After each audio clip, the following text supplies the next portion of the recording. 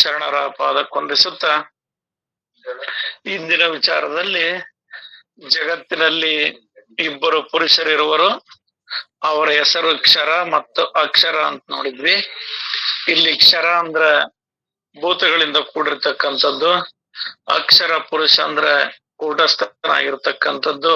ಈ ಜಗತ್ತಿನಲ್ಲಿ ಇಬ್ಬರು ಪುರುಷರಿರುವರು. ಇವರಿಬ್ಬರನ್ನ ಬಿಟ್ಟು ಇನ್ನೊಬ್ಬ ಉತ್ತಮ ಪುರುಷನಿರುವನು. ಅವನು ನಿಷ್ಪ್ರಪಂಚನು, ನಿಷ್ಕಲಂಕನು, ನಿರಂಜನು, ನಿರ್ವಿಕಾರನು, ಏಕಮೇವನಾದ ಪರಮಾತ್ಮನೇ ಇದ್ದಾನೆ. ಮತ್ತೆ ಅವನ್ಯಾರಪ್ಪ ಅಂದ್ರ ತಾನೇ ಆ ಪರಮಾತ್ಮನಿದ್ದಾನೆ ಅನ್ನೋ ವಿಚಾರವನ್ನ ಇಂದಿನ ವಿಚಾರದೊಳಗೆ ನೋಡಿದ್ವಿ. ಆತನೇ ಎಲ್ಲರ ಅಂತರಾತ್ಮದೊಳಗೆ ಎಲ್ಲರೊಳಗ ತಾನೇ ಉಳಿದಿದ್ದಾನೆ. ಇಲ್ಲಿ ನಿಶ್ಚಲವೇ ಒಂದು ಪರಬ್ರಹ್ಮ. ವಿವೇಕದಿಂದ ನೋಡಿದ್ರ ಯಾವ್ದು ನಿಶ್ಚಲವಾಗೈತೋ ಆ ಪದೇ ಪರಬ್ರಹ್ಮ. ಆ ಪರಬ್ರಹ್ಮ ಅಂದ್ರ ನಾನೇ. ಇನ್ನು ಮತ್ತೆ ಚಂಚಲವು ಮಾಯಿಕವಿರುತ್ತದೆ. ಯಾವುದು ಚಂಚಲದಿಂದ ಕೂಡಿತೋ ಅದೆಲ್ಲದು ಮಾಯದಿಂದ ಕೂಡಿರ್ತತಿ ಅನ್ನೋ ವಿಚಾರವನ್ನ ಇಂದಿನ ವಿಚಾರದೊಳಗ ನಿನ್ನೆ ವಿಚಾರದೊಳಗ ನೋಡಿದ್ರಪ್ಪ. ಇಲ್ಲಿ ನುಡಿ 50, 57. ಇಲ್ಲಿ ಬಹಳ ಗುಲ್ಲು ಮಾಡುವುದೇನು ಕಾರಣವಿಲ್ಲ. ಒಂದು ಚಂಚಲವಿರುವುದು, ಮತ್ತೊಂದು ನಿಶ್ಚಲವಿರುವುದು. ಅವುಗಳಲ್ಲಿ ಶಾಶ್ವತವಾದುದೆಂಬುದನ್ನು ಜ್ಞಾನದಿಂದ ಗುರುತಿಸಬೇಕು. ಇಲ್ಲಿ ಜ್ಞಾನ ಏನ್ ಭಾರಿ ದೊಡ್ಡದೇನಿಲ್ಲ, ಅದೇನ್ ಭಾರಿ ಬಂಧನನೂ ಇಲ್ಲ. ಬಹಳ ಗುಲ್ ಮಾಡಿ ಭಾರಿ ಬಾಜಿ ಭಜಂತ್ರಿ ಬಾರ್ಸಿ ತಾಳ ಮೇಳ ಬಾರ್ಸಿ ಅದನ್ನೆಲ್ಲ ಏನ್ ತಿಳಿಯಂತಿಲ್ಲ. ಇಲ್ಲಿ ಸೂಕ್ಷ್ಮವಾಗಿ ತಿಳಿಯೋದೇನೈತಿ, ಒಂದು ನಿಶ್ಚಲ ಒಂದು ಚಂಚಲ ಎರಡೇ ಇರೋದು. ಅವುಗಳ ಚಂಚಲವಿರುವುದು ಮಾಯಾ ಸ್ವರೂಪದಿಂದ ಐತಿ, ನಿಶ್ಚಲವಿರತಕ್ಕಂಥದ್ದು ಆತ್ಮ ಸ್ವರೂಪ ಐತಿ, ಪರಮಾತ್ಮ ಐತಿ. ಇನ್ನು ಇವುಗಳಲ್ಲಿ ಶಾಶ್ವತವಾದದೆಂಬುದನ್ನು ಜ್ಞಾನದಿಂದ ಗುರುತಿಸಬೇಕು. ಏನು ಚಂಚಲ ಇರೋದು ಶಾಶ್ವತ ಆಯಿತೋ ಅಥವಾ ನಿಶ್ಚಲ ಇರೋದು ಶಾಶ್ವತ ಆಯಿತೋ ಅದನ್ನ ಜ್ಞಾನದಿಂದನೇ ಗುರುತಿಸ್ಬೇಕು. ಆ ಜ್ಞಾನದಿಂದ ಗುರುತಿಸಿದಾಗ ಅಸಾರದ ತ್ಯಾಗ ಮಾಡಬೇಕು. ಸಾರ ವಸ್ತುವನ್ನು ತಕ್ಕೊಳ್ಳಲಿಕ್ಕೆಂದೇ ಸಾರ ವಿಚಾರ ಮಾಡುವುದಷ್ಟೇ. ಇಲ್ಲಿ ಈ ಜ್ಞಾನ ನಾವು ಭಾರಿ ದೊಡ್ಡದೈತಿ, ಇದು ಎಷ್ಟು ತಿಳಿದ್ರು ಸಾಲದು, ಎಷ್ಟು ಜನ್ಮ ತಿಳಿದ್ರು ಸಾಲದು, ಇದು ಅಖಂಡ ಐತಿ, ಹಂಗೈತಿ ಹಿಂಗೈತಿ ಅಂತೇನಿಲ್ಲ. ಇಲ್ಲಿ ಎಷ್ಟು ಸುಲಭವಾಗಿ ಸರಳವಾಗಿ ಹೇಳ್ತಾರಂದ್ರ ಇಲ್ಲಿ ಜಗತ್ನಾಗ ಇರೋದ ಒಂದು ನಿಶ್ಚಲ ಒಂದು ಚಂಚಲ. ಚಂಚಲ ಇರತಕ್ಕಂಥದ್ದು ಮಾಯಾ ಸ್ವರೂಪ, ನಿಶ್ಚಲ ಇರತಕ್ಕಂಥದ್ದು ಆತ್ಮ ಸ್ವರೂಪ. ಮತ್ ಇದ್ರಾಗ ಯಾವ ಶಾಶ್ವತವಾದ ವಿಚಾರ ಮಾಡಿದ್ರ, ಜ್ಞಾನದಿಂದ ವಿಚಾರ ಮಾಡಿದ್ರ ಏನ್ ಚಂಚಲ ಇರೋದು ಶಾಶ್ವತ ಆಯ್ತೋ ಅಥವಾ ನಿಶ್ಚಲ ಇರೋದು ಶಾಶ್ವತ ಆಯ್ತೋ ಅಂತ ವಿಚಾರ ಮಾಡಿ ನೋಡಿದ್ರ ಇಲ್ಲಿ ನಿಶ್ಚಲವಾಗಿರುವುದೇ ಶಾಶ್ವತ ಐತಿ, ಆ ಚಂಚಲವಿರುವುದು ನಾಶವಾಗುವಂತದ್ದೈತಿ. ಇದನ್ನ ಜ್ಞಾನದಿಂದ ಗುರುತಿಸಬೇಕು. ಅಸಾರದ ತ್ಯಾಗ ಮಾಡಿ ಸಾರ ವಸ್ತುವನ್ನು ತಕ್ಕೊಳ್ಳಲಿಕ್ಕೆಂದೇ ಸಾರ ವಿಚಾರ ಮಾಡುವುದಷ್ಟೇ. ಇಲ್ಲಿ ವಿಚಾರ ಯಾಕೆ ಮಾಡಕಂದ್ರ ಯಾವ್ದ ಸಾರ ಐತಿ ಯಾವ್ದು ಅಸಾರ ಐತಿ, ಅಂದ್ರ ಯಾವ್ದು ನಿಶ್ಚಲ ಐತಿ ಯಾವ್ದು ಚಂಚಲ ಐತಿ, ಯಾವ್ದು ಶಾಶ್ವತ ಐತಿ ಯಾವ್ದು ತಾತ್ಕಾಲಿಕ ಐತಿ, ಇದನ್ನು ವಿಚಾರ ಮಾಡೋದಷ್ಟೇ. ಇಲ್ಲಿ ವಿಚಾರ ಮಾಡಿ ನೋಡಿದ್ರ ಸಾರವಾಗಿರ್ತಕ್ಕಂಥದ್ದನ್ನ ಗ್ರಹಿಸೋದೈತಿ, ಅಸಾರವಾಗಿರ್ತಕ್ಕಂಥದ್ದನ್ನ ಬಿಡೋದೈತಿ. ಎಲ್ಲಿ ಜ್ಞಾನವೇ ವಿಜ್ಞಾನ ದಶೆಗೆ ಮುಟ್ಟುವುದು ಆಗ ಮನವೇ ಉನ್ಮನ ಸ್ಥಿತಿಯನ್ನು ಹೊಂದುವುದು. ಇಲ್ಲಿ ಜ್ಞಾನ ಅಂತಂದ್ರೆ ನಾವೇನು ವಿಚಾರ ಮಾಡಿದ್ವಿ ಈಗ, ಶಾಶ್ವತ ಅಶಾಶ್ವತಗಳನ್ನ ನೋಡುವುದು, ಅಶಾಶ್ವತವಾದದ್ದನ್ನು ಬಿಟ್ಟು ಶಾಶ್ವತವಾದದ್ದೇ ನಿಶ್ಚಯ, ಅದೇ ತಾನೆಂದು ತಿಳಿಯುವುದೇ ಜ್ಞಾನ. ಈ ಜ್ಞಾನವೇ ವಿಜ್ಞಾನ ದಶೆಗೆ ಮುಟ್ಟುವುದು. ಈಗ ನಾವು ಮನಸ್ಸಿನಿಂದ ಅಥವಾ ಬುದ್ಧಿಯಿಂದ ಗುರುವಾಣಿಯಿಂದ ಗುರುವಾಕ್ಯಗಳಿಂದ ನಾವು ತಿಳಿದ್ವಿ. ಇದು ತಿಳಿತಾ ಎಲ್ಲಿವರೆಗೆ ಮುಟ್ಟಬೇಕಂದ್ರೆ ವಿಜ್ಞಾನ ದಶೆಗೆ. ಆ ಮನಸ್ಸು ಬುದ್ಧಿಯಿಂದ ತಿಳಿದಿವಲ್ಲ, ಇದರ ಅನ್ವೇಷಣೆ ಮುಂದುವರೆದಂತಲ್ಲ, ಇದು ಮನೋಬುದ್ಧಿಗಳನ್ನು ದಾಟಿ ಆ ಮನವೇ ಉನ್ಮನೆ ಸ್ಥಿತಿಯನ್ನು ಹೊಂದುವುದು ಅಂತ. ಇಲ್ಲಿ ಉನ್ಮನೆ ಸ್ಥಿತಿ ಅಂದ್ರ ಆನಂದದೊಳಗಿರೋದು. ಆ ಮನ ಮಹಾದೇವದೊಳಗೆ ಲೀನವಾಗುವುದೇ ಉನ್ಮನ ಸ್ಥಿತಿ ಅಂತ. ಇದು ಎಲ್ಲೈತಂದ್ರ ಮನದ ಕಡೆಗೆ ಅಂತ. ತೂಗುತ್ತದೆ ಘನದ ಉಯ್ಯಾಲೆ, ತೂಗುತ್ತದೆ ಘನದ ಉಯ್ಯಾಲೆ, ಮನದ ಕೊನೆಯ ಮೇಲೆ ತೂಗುತ್ತದೆ ಘನದ ಉಯ್ಯಾಲೆ. ಈ ಮನ ಈ ಜೀವಭಾವ ಅನ್ನೋದು ಸಂಪೂರ್ಣವಾಗಿ ನಾಶವಾಗಿ ಈ ಶಾಶ್ವತ ವಸ್ತುಗಳೇ ನಾನಿದ್ದೇನೆ, ಅಸಾರ ವಸ್ತುಗಳೇ ನಾನಿದ್ದೇನೆ, ಅಥವಾ ಅನಾತ್ಮ ವಸ್ತುಗಳೇ ನಾನಿದ್ದೇನೆ ಅನ್ನೋದು ಮನಸ್ಸಿನಿಂದ ಸಂಪೂರ್ಣ ನಾಶವಾಗಿ ಆ ಶಾಶ್ವತ ವಸ್ತುವೇ ತಾನು ಅನ್ನೋದ್ರೊಳಗ ಮನ ಏಕತ್ವ ಹೊಂದುವುದೇ ಮನ ಉನ್ಮನಿ. ಮನ ಉನ್ಮನವಾಗದ ತನಕ ಆಗದಯ್ಯ ಮುಕ್ತಿ ಆಗದಯ್ಯ ಅಂತ ಹೇಳ್ತಾರೆ. ಯಾಕಾಗೋದಿಲ್ಲ ಅಂದ್ರ ಮನಸ್ಸು ಹೊರಗುಳಿತಂದ್ರೆ ಅದು ಜೀವಭಾವ. ಮನ ಅಂತರ್ಮುಖವಾತಂದ್ರೆ ಆತ್ಮಭಾವ ಅಂತಂದ್ರೆ ಅದೇ ಪರಮಾತ್ಮ. ಇದು ಮನ ಹೊರಗ್ ಬಂದ್ರೆ ಬಂಧನ, ಆತ್ಮ ಸ್ವರೂಪವೇ ತಾನಂತ ಒಳಗೋದ್ರ ಮುಕ್ತಿ. ಈ ಒಳಗೋಗುವ ಸ್ಥಿತಿಯನ್ನೇ ಮನವೇ ಉನ್ಮನಿ ಅಂತ. ಮನ ವಾಗದ ತನಕ ಆಗದಯ್ಯ ಮುಕ್ತಿ ಆಗದಯ್ಯ ಅಂತ ಹೇಳ್ತಾರೆ. ಇಲ್ಲಿ ವಿಜ್ಞಾನ ದಶೆಗೆ ಅಂದ್ರ ಸಾರ ಮತ್ತು ಅಸಾರವನ್ನು ಜ್ಞಾನದಿಂದ ವಿಚಾರಿಸಿ ನೋಡಿದಾಗ ಅಲ್ಲಿ ಯಾವುದು ಸಾರ ಅಂದ್ರೆ ಆತ್ಮ ಸ್ವರೂಪವೇ ಸಾರ ವಸ್ತುವದ, ಅದೇ ಸತ್ಯ ವಸ್ತುವಿದೆ, ಅದೇ ಜ್ಞಾನವೇ. ಆ ಜ್ಞಾನವೇ ವಿಜ್ಞಾನ ದಶೆಗೆ ಮುಟ್ಟುವುದಂದ್ರ ಅದು ಸಂಪೂರ್ಣವಾಗಿ ನಾನು ತಿಳಿದನಿ ನಾನು ಅನ್ನೋದು ಕೂಡ ಲಯವಾಗಿ ಹೋಗುವಂತ ವಿಜ್ಞಾನ ಸ್ಥಿತಿ.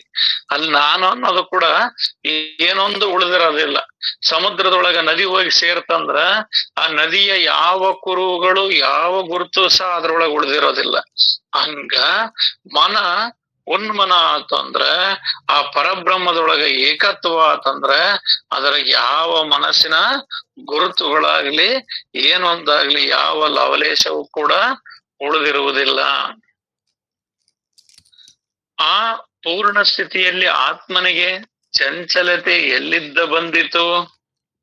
ಆಗ ಆ ಮನ ಉನ್ಮನ ಸ್ಥಿತಿಯನ್ನು ಹೊಂದುತ್ತಲ್ಲ, ಅವಾಗ ಅದು ಪೂರ್ಣ ಆಗ್ತದೆ. ಅವಾಗ ಮನಸ್ಸು ಬೇರೆ ಆತ್ಮ ಬೇರೆ ಅಂತಿಲ್ಲ. ಇಲ್ಲಿ ನಾವು ಚಂಚಲತೆ ಅಂತ ಹೇಳ್ತಿದ್ವಿ. ಯಾವ್ದಕ್ ಚಂಚಲತೆ ಅಂದ್ರ ಈ ದೇಹ ಭಾವದಿಂದ ಕೂಡಿರ್ತಕ್ಕಂತ ಮನಸ್ಸಿಗೆ ಚಂಚಲತೆ ಅಂತ ಹೇಳ್ತಿದ್ವಿ. ಆ ಮನವು ಆತ್ಮನಲ್ಲಿ ಪೂರ್ಣವಾದಾಗ, ಆ ಪೂರ್ಣ ಸ್ಥಿತಿಯಲ್ಲಿದ್ದಾಗ ಅದು ಆತ್ಮನೇ ಆಗಿ ಹೋಗ್ತದೆ. ಆ ಆತ್ಮನೇ ಆದ ಮೇಲೆ ಆ ಆತ್ಮನಿಗೆ ಚಂಚಲತೆ ಎಲ್ಲಿ ಅದು ಇದ್ದೀತು?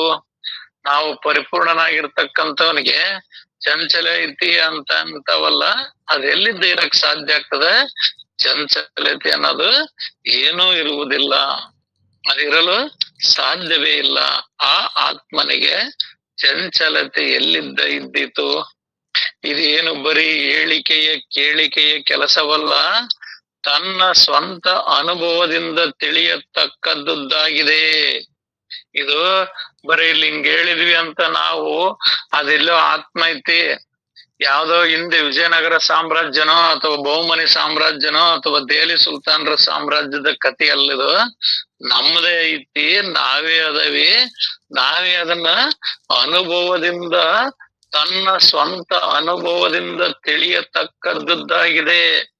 ನಾವು ನಮ್ಮ ಸ್ವಂತ ಅನುಭವದಿಂದ ತಿಳಿದಾಗ ಮಾತ್ರ ಇದು ಪೂರ್ಣ ಆಗ್ತದ ವಿನಃ ಕೇವಲ ಹೊರಗಿನಿಂದ ಇದು ಆಗೋದಿಲ್ಲ. ಇದು ಕೇಳಿಕೆಯ ಕೆಲಸವಲ್ಲ, ಇದು ಕೇವಲ ಅನುಭವದ ಕೆಲಸ. ಆ ಅನುಭವದಿಂದ ತಿಳಿಯತಕ್ಕದ್ದಾಗಿದೆ.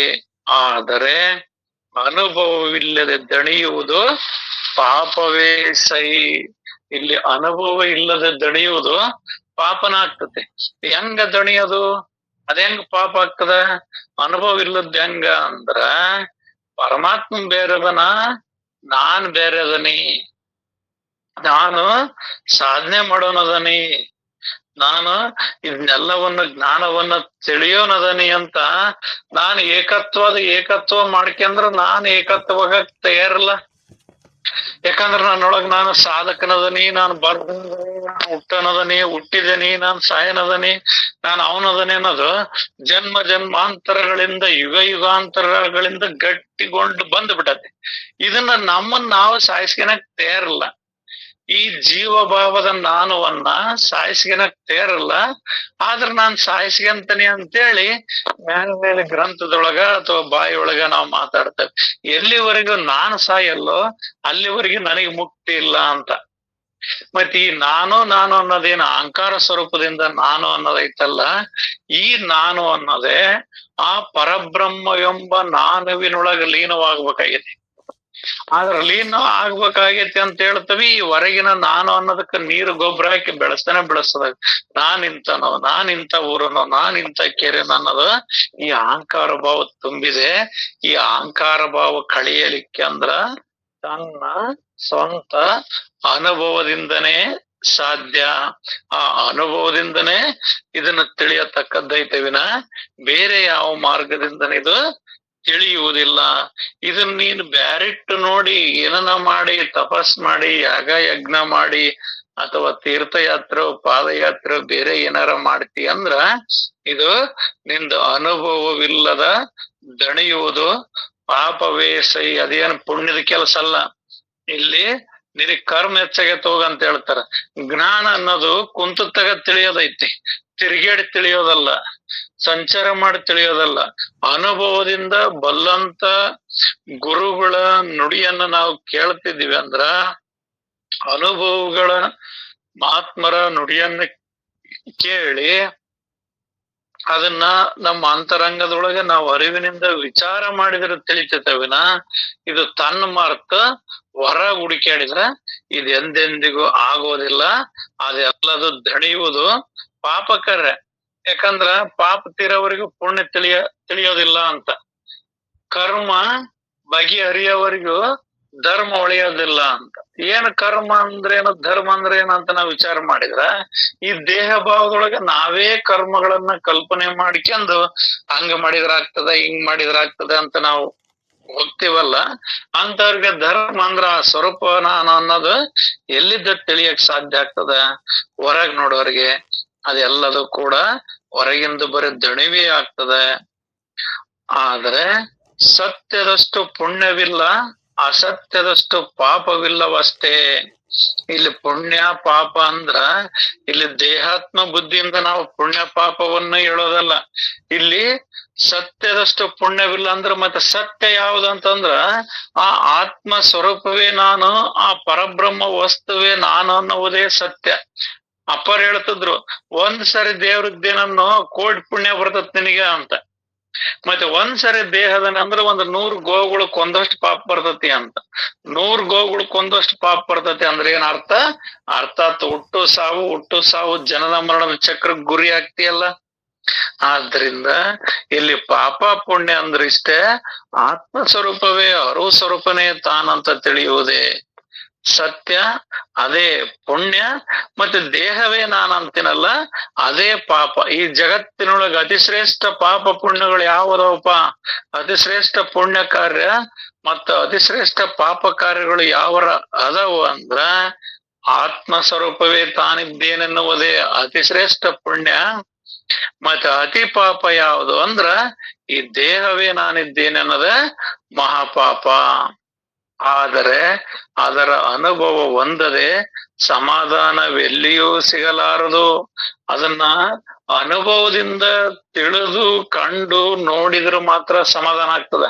ಈ ಕತ್ಲದಾಗ ಹಗ್ಗ ಬಿದ್ದಿರ್ತೈತಿ, ಹಾವು ಅಂತ ನಾವು ತಿಳ್ಕೊಂಬಿಟ್ಟಾಗ ಅದನ್ನ ಬೆಳಕಿನಿಂದ ನೋಡಿದಾಗ ನಮಗ್ ಸಮಾಧಾನ ಆಗೋದು. ನೋಡಿದಾಗ ನಿದ್ದೆ ಬರೋದಿಲ್ಲ, ಅಲ್ಲಿ ತನ ನಿದ್ದೆ ಬರಲ್ಲ, ಅಲ್ಲಿ ತನ ಮನಸ್ಸು ಸಮಾಧಾನ ಇರೋದಿಲ್ಲ, ಭಯ ಇರ್ತತಿ, ಎದೆ ಬಡಿತ ಜಾಸ್ತಿ ಆಗಿರ್ತತಿ. ಅದು ಅಲ್ಲ ಹಗ್ಗ ಅಂತ ಗೊತ್ತಾದ ತಕ್ಷಣ ಎದೆ ಬಡಿತನ ನಿಲ್ತತಿ, ಭಯನ ಹೋಗತಿ, ಎಲ್ಲ ಅವನ್ ನಾವೇನ್ ಮತ್ತೆ ಪಟ್ಟು ಇದು ಅಂತ ತಿಳ್ಕೊಂಡಿದ್ದೆ. ಆವಲ್ಲ ಹಗ್ಗ, ಈ ಭಯ ಹೋಗ್ಲಿ, ಧೈರ್ಯ ಬರ್ಲಿ ಅದು ಬರ್ಲಿ ಅಂತ ನಾವೇನ್ ಅವನ್ನೇನ್ ಕಳ್ಸೋದ್ ಬೇಕಲ್ಲ, ಅವ್ ತನ್ನಷ್ಟಕ್ಕೆ ತಾನ ಹೋಗ್ಬಿಡ್ತಾವ. ಹಗ್ಗ ಅಂತ ಗೊತ್ತಾದ ತಕ್ಷಣ ಅವೆಲ್ಲವು ಹಂಗೆ ಮಾಯವಾಗಿ ಹೋಗ್ಬಿಡ್ತಾವು. ಅಂದ್ರ ಅರ್ಥಾತ್ ದೃಷ್ಟಾಂತ ಇಲ್ಲ, ಸತ್ಯ ಸ್ವರೂಪ ಅಂತ ತಿಳಿದು ಬಿಟ್ರೆ ಸಾಕು, ನಿನ್ ಪಾಪ ಪುಣ್ಯ ಅವೆಲ್ಲವೂ ಕೂಡ ಕ್ಷಣ ಮಾತ್ರದೊಳಗೆ ಮಾಯಾಗಿ ಹೋಗ್ತಾವ. ನೀನೇನ್ ಅವನೇನ್ ಕಳೆಯೋದೇನ್ ಬೇಕಾಗಿಲ್ಲ, ಕಳ್ಕನದೇನ್ ಬೇಕಾಗಿಲ್ಲ.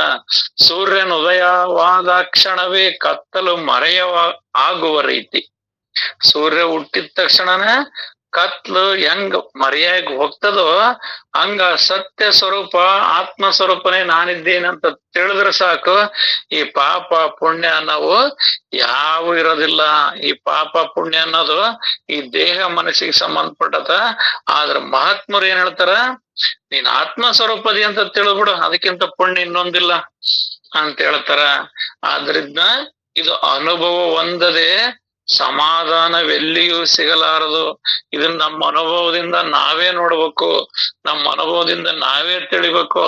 ನಮಗ್ ಬಾಯಾರಿಕೆ ಆದ್ರ ನಾವು ನೀರು ಕುಡಿದ್ರೆ ಹೆಂಗ ನಮ್ಮ ಬಾಯಾರಿಕೆ ನೀಗ್ತದೋ, ನಮಗ್ ಹಸುವಾದಾಗ ನಾವು ಊಟ ಮಾಡಿದ್ರೆ ಹೆಂಗ ನಮ್ಮ ಹಸುವು ನೀಗ್ತದೋ, ಅರ್ಥಾತ್ ಅದರಂತೆ ಈ ಪಾರಮಾರ್ಥ ವಿಚಾರವನ್ನು ನಾವು ನಮ್ಮ ಅಂತರಂಗದೊಳಗ ಅನುಭವದಿಂದ ವಿಚಾರದಿಂದ ತಿಳಿಯೋದು. ಮತ್ತೆ ಅಸತ್ಯ ಅಂದ್ರ ಯಾವಾಗ್ಲೂ ಇರೋದಲ್ಲ, ಸುಳ್ಳು ಅಂತ. ಸುಳ್ಳು ಅಂತ ನಮ್ದ್ರೊಳಗೆ ಯಾವ್ದಂತ ನಾವ್ ನೋಡಿದ್ರ, ಯಾವ್ದಕ್ ಸುಳ್ಳು ಅನ್ಬೇಕಂದ್ರ ಒಮ್ಮಿದ್ದು ಒಮ್ಮೆ ಇಲ್ದಂಗ ಆಗೋದು. ಮತ್ತೆ ಸತ್ಯ ಅಂದ್ರ ಯಾವಾಗ್ಲೂ ಇರುವಂತದ್ದು. ಮತ್ತೆ ಯಾವಾಗ್ಲೂ ಇರುವಂತದ್ದು ಯಾವ್ದು ಅಂದ್ರ ಆ ಅರಿವು ಸ್ವರೂಪ, ಪರಬ್ರಹ್ಮ ಸ್ವರೂಪ. ಮತ್ತೆ ಮಿಥ್ಯಾ ಸ್ವರೂಪ ಬಂದ್ ಹೋಗೋದು ಯಾವ್ದಂದ್ರ ದೇಹ, ಮನಸ್ಸು, ಬುದ್ಧಿ, ಚಿತ್ತ, ಅಹಂಕಾರ. ಇವು ಒಮ್ಮೊಮ್ಮೆ ಒಂದೊಂದ್ ಸ್ಥಿತಿ ಒಳಗ ಇದ್ದಂಗ ಇರೋದಿಲ್ಲ, ಕ್ಷಣಕ್ಕೂ ಬದಲಾಗ್ತಾವ. ಇವು ಮಿಥ್ಯ ಅದಾವು. ಆ ಸತ್ಯ ವಸ್ತುವಿನಿಂದ ಎಲ್ಲ ಮಿಥ್ಯ ವಸ್ತುಗಳನ್ನ ನಾವು ನೋಡಿ ಇವೆಲ್ಲದ ಮಿಥ್ಯ ಅದಾವ ಅಂತ ನಮ್ಮ ಅನುಭವದಿಂದನೇ ನಾವೇ ನೋಡಿ ಸತ್ಯ ಸ್ವರೂಪ ಆತ್ಮ ಸ್ವರೂಪದನೇ ನಾವಂತ ಏನ್ ತಿಳಿತವಲ್ಲ, ಅದೇ ಪುಣ್ಯ.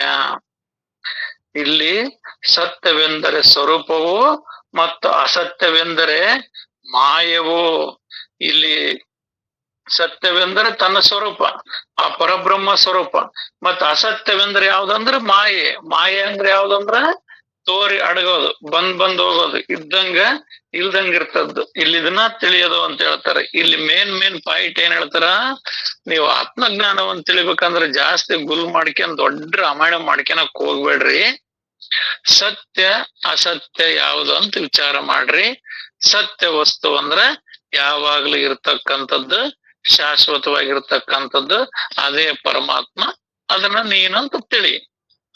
ಮತ್ತಿನ್ ಅಸತ್ಯ ಯಾವುದು ಅಂತಂದ್ರ ಈ ದೇಹವೇ ನಾನು ಅನ್ನೋದು, ಹುಟ್ಟೋದು ಸಾಯೋದು, ಇವೆಲ್ಲ ಕರ್ಮಗಳು ನನಗದವು ಅಂತ ಹೇಳ್ತೀಯಲ್ಲ, ಇವೆಲ್ಲವೂ ತೋರಿ ಅಡಗುವಂತ ಮಾಯೆ ಆಗಿರ್ತಕ್ಕಂಥವ್ನು. ಇವನ್ನ ಮಾಯೆ ಅಂತ ತಿಳಿ.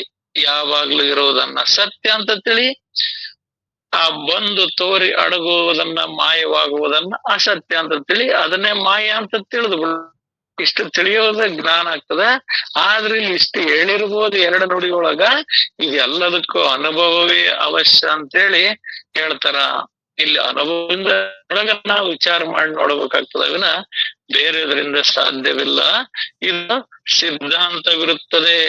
ಇದು ಸುಮ್ನೆ ಹೇಳೋ ಮಾತಲ್ಲ, ಇದು ಸಿದ್ಧಾಂತ ಇದೆ. ಈ ಅನುಭವವನ್ನ ನೀವೇ ಸ್ವತಃ ನೀವು ತಿಳಿದಾಗ ಮಾತ್ರ ಇದು ಆಗ್ತದ.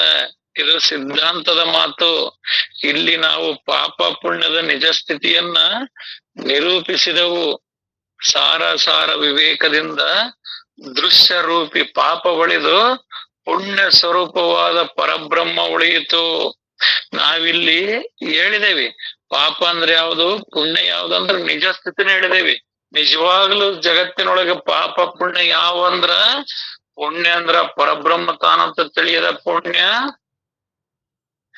ಪಾಪ ಅಂದ್ರ ಈ ದೇಹವೇ ನಾನದ ತಿಳಿಯೋದು ಪಾಪ.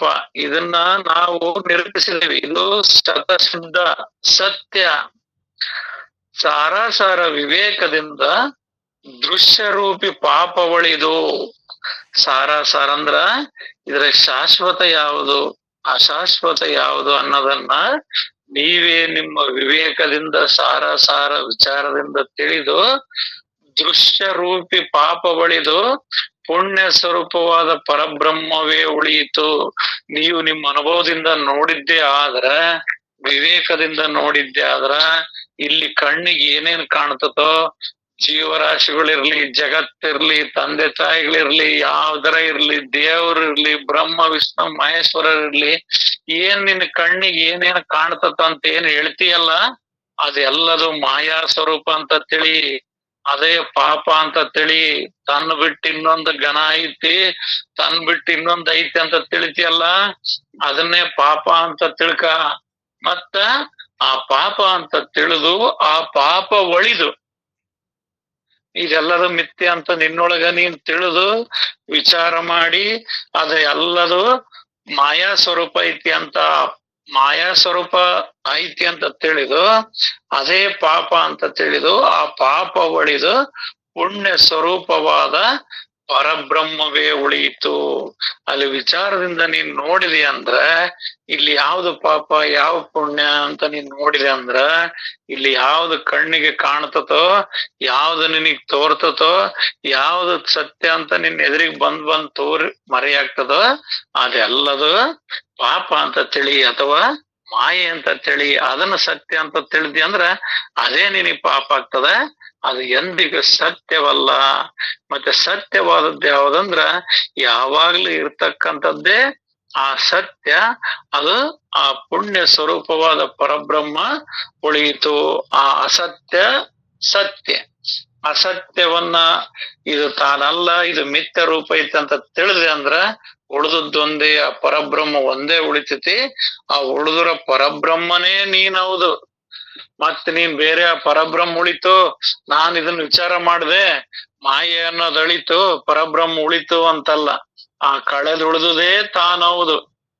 ಬಲ್ಲೊಡೆ ತತ್ವದವಳು ಕೂಡಿ ಅಲ್ಲಲ್ಲಿ ಬೆರೆತು ಸುಮ್ಮನೆ ಕೆಡಬೇಡಿ, ಬಲ್ಲೊಡೆ ತತ್ವದವಳು ಕೂಡಿ ಅಂತ ಹೇಳ್ತಾರ. ಅಂದ್ರ ನೀವು ಬಲ್ಲಂತವರಾಗಿದ್ರೆ ಆ ಬಲ್ಲಂತ ಮಹಾತ್ಮರ ಅನುಭವಗಳ ಸಂಘದೊಳಗ್ ಕೂಡಿ ನೋಡ್ರಿ. ಸುಮ್ನೆ ಎಲ್ಲೆಲ್ಲೇ ಬೆರೆತು ನೀವು ಕೆಡಬೇಡಿ. ಆಗ ಅಲ್ಲಿ ಬಲ್ಲೊಡೆ ಆ ತತ್ವದೊಳಗ್ ಕೂಡಿದ್ರಂದ್ರ, ಅವಾಗ ಆ ತತ್ವ ಅಂದ್ರ ಆ ತತ್ವಮಸಿ, ಆ ಪರಬ್ರಹ್ಮ ಸ್ವರೂಪ ಅನ್ನೋದು ಉಳಿತೈತಿ. ಆವಾಗ ನೀವು ಅಲ್ಲಲ್ಲಿ ಬೆರೆತು ಸುಮ್ಮನೆ ಕೇಳಬೇಡಿ, ಜೀವ ನಾನಿದ್ದೇನೆ, ಪಾಪ ಪುಣ್ಯಗಳು ನಾನಿದ್ದೇನೆ, ಅಲ್ಲಿದ್ದೇನೆ ಇಲ್ಲಿದ್ದೇನೆ ಅಂತ ಹೊರಗಿನ ವಿಷಯ ವಾಸನೆಗಳದೊಳಗ ಬೆರೆತು ಸುಮ್ಮನೆ ಕೆಡಬೇಡಿ. ಬಲ್ಲೊಡೆಯ ತತ್ವದೊಳು ಕೂಡಿ ಕಳೆದುಳಿದುದೇ ತಾನವುದು. ನೀವು ಆ ಬಲ್ಲಂತವ್ರು ಕೂಡ, ಆ ತತ್ವಜ್ಞಾನಿಗಳು ಕೂಡ, ಅಂತ ಅನುಭವಗಳು ಕೂಡ ನೀವು ಒಡನಾಟ ನಿಮಗಿತ್ತು ಅಂದ್ರ, ಆವಾಗ ಅಲ್ಲಿ ಅವ್ರು ಏನ್ ವಿಚಾರ ಹೇಳ್ತಾರ, ಆ ವಿಚಾರದಂತೆ ವಿಚಾರಿಸಿ ನೋಡಿದ್ರ ಅಲ್ಲಿ ಆ ಕಳೆದುಳಿದುದೇ ತಾನೋದಂದ್ರ ಆ ಬ್ರಹ್ಮ ವಸ್ತುವೇ ತಾನಾಗ್ತದ. ಮತ್ತೆ ಅಲ್ಲಿ ಬೇರೆ ಇನ್ನೊಂದೇನು ಇಲ್ಲ. ಸಾಧಕನು ಅದೇ ತಾನಾಗಲು ಏನು ಅನ್ನಲಿಕ್ಕೆ ಬಾರದಂತ ಆಯ್ತು. ಸಾಧಕನು ಈ ರೀತಿಯಾಗಿ ಅವನು ಸಾಧನೆ ಮಾಡಿದ್ನಂದ್ರ, ಈ ರೀತಿಯಾಗಿ ವಿಚಾರವನ್ನ ತಿಳಿದು, ಸಾರ ವಿಚಾರವನ್ನ ತಿಳಿದು, ಪಾಪ ಯಾವುದು, ಪುಣ್ಯ ಯಾವುದು, ಸತ್ಯ ಯಾವುದು, ಅಸತ್ಯ ಯಾವುದು ಅನ್ನೋದು ಅವನು ತಿಳಿದ್ನಂದ್ರ, ಸತ್ಯ ಅನ್ನೋದೊಂದೇ ಬ್ರಹ್ಮ ಸ್ವರೂಪ ಅಂತ ಅವನು ತಿಳಿದ್ನಂದ್ರ, ಅವಾಗ ಅಸತ್ಯವಾಗಿದ್ದು ಮಾಯೆ ತಂತಾನೆ ಮರೆಯಾಗಿ ಹೋಗ್ತದ. ಆವಾಗ ಅವನಿಗೆ ಸಾಧಕನು ಅದೇ ತಾನಾಗಲ್ಲ. ಏನು ಸಾಧನೆ ಮಾಡಕಂತ ಹೊರಟಿರ್ತಾನಲ್ಲ, ಅವನೇ ಅದಾಗಿಬಿಡ್ತಾನ. ಬೆಂಕಿ ನೋಡಕ್ ಹೋದ ಉಳ್ಕಡ್ಡಿ ಬೆಂಕಿಯಾಗಿ ಹೋಗ್ತದ. ಬೆಂಕಿ ನೋಡಿದ ಕರ್ಪೂರ ಆ ಬೆಂಕಿಯೊಳಗೆ ಹೆಂಗ್ ಕರಗೋಗ್ತದ, ಆ ಸಾಧಕನಾಗಿರ್ತಕ್ಕಂಥವನು ಕೂಡ ಆ ಪರಬ್ರಹ್ಮದೊಳಗ ಕರಿಗ್ ಹೋಗ್ತಾನ. ಅವಾಗ ಅವನಿಗೆ ಒಂದು ಸಾಧಕದನ, ಇವನದನ ಅಂತ ಏನು ಅನ್ನಲಿಕ್ಕೆ ಬಾರದಂತಾಯಿತು. ತಾನು ದೇಹದ ಸಂಬಂಧವೇ ಇಲ್ಲದ ಸ್ವತಃ ಸಿದ್ಧ ವಸ್ತುವಿರುತ್ತಿರಲು ಪಾಪದ ರಾಶಿಗಳು ಸುಟ್ಟು ಹೋದವು. ಅವನು ಈ ರೀತಿಯಾಗಿ ವಿಚಾರ ಮಾಡಿದ್ನಂದ್ರ, ಅವನ್ ತಾನ ದೇಹದ ಸಂಬಂಧವೇ ಇಲ್ದಂಗ ತಂದಾಗ ಅವನ ಸ್ವತಃ ಸಿದ್ಧ ವಸ್ತುವೇ, ಆ ಪರಿಪೂರ್ಣ ವಸ್ತುವೇ ತಾನಾಗಿರ್ತಾನ. ಆ ಪರಿಪೂರ್ಣ ವಸ್ತುವೇ ತಾನಾಗಿದ್ದಾನಂದ್ಮೇಲೆ ಆ ಪಾಪದ ರಾಶಿಗಳು ಎಲ್ಲವೂ ಸುಟ್ಟು ಹೋಗ್ತವ. ಬೆಟ್ಟದಷ್ಟು ಕರ್ಪೂರ ಸುಟ್ಟರು ಬಟ್ಟಗಲ ಬಹುದಿಲ್ಲ, ನೆಟ್ಟನೆ ಗುರುವಿ ಗೆರೆಗಿದೊಡೆ ಪಾಪ ಸುಟ್ಟು ಹೋಗುವುದು ನೋಡ ಸರ್ವಜ್ಞ.